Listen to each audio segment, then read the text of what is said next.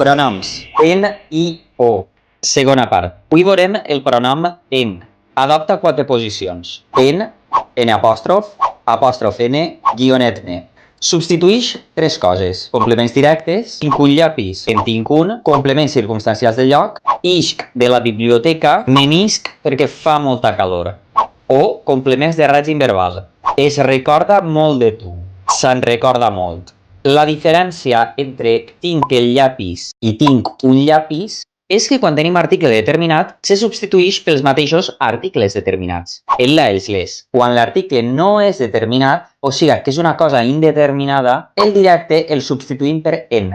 Introduït per uns unes. Tens una clau? Sí, en tinc una. Introduït per res. Tens claus? Sí, sí que en tinc. Introduït per indefinits. Tens alguna clau? No, no en tinc cap.